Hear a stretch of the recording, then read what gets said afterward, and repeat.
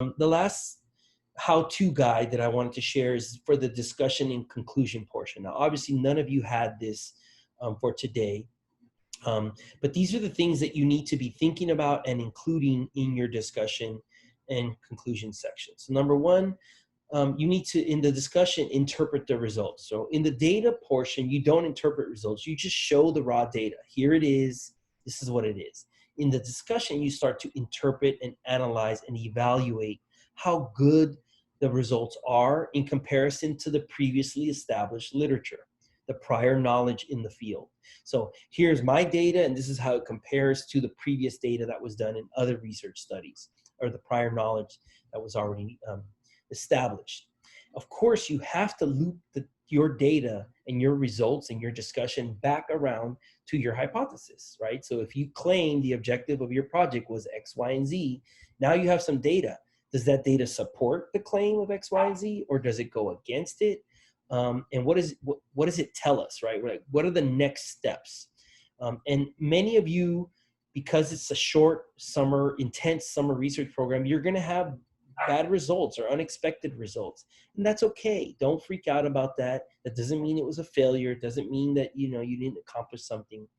All it means is that you have to have a really good discussion section of your poster, explaining why you didn't get the desired quote unquote good results, right?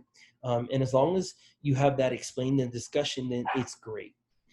And of course, this is the most important part, especially for all of you. None of you are going to culminate or finish your research project in such a short amount of time. These projects are going to continue long after you're gone out of the lab. So you really need to discuss that. Like, what did you learn in your short, intense summer research? What were the results? And how did those results inform what the lab is going to do next with this project, right? And the future work is a critical component of your poster and your project because, again, it's such a short amount of time. Most of these projects are not completed, okay? So please do include that in your discussion. And then in the conclusion, you're again summarizing the big major findings. So this is the take-home message, right? So, when we do our technical presentation labs, you're supposed to, in 2 sentences, summarize what was the big thing you learned from the presentation. This is the same idea here. What are the key takeaways? If they don't understand anything else on the entire poster, what do you want the audience to walk away with? That should be summarized in the conclusion, right?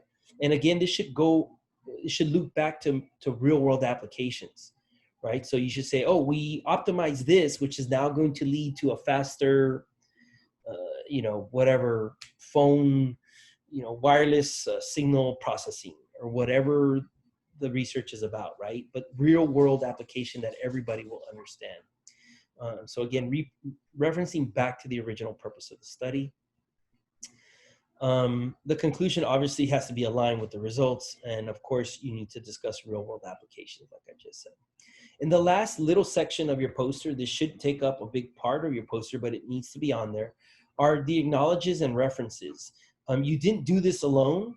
If you're a fast track program student, you should reference the fast track program.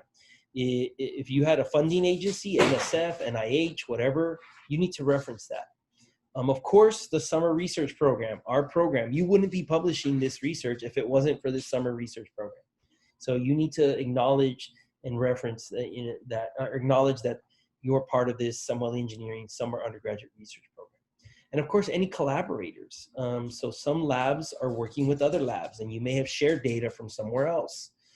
So you have to give reference to those collaborators. Otherwise, it's plagiarism, right? So if you borrowed or reuse somebody else's figures, somebody else's images, you need to reference that appropriately, or otherwise it's plagiarism. So please make sure that you include all that in the acknowledgements and references section of your poster. And of course, you want to say your thank yous, right? You want to say thank you to your day lab supervisor, to your lab for hosting you, to your faculty advisor for offering you this opportunity to do research and to publish it. So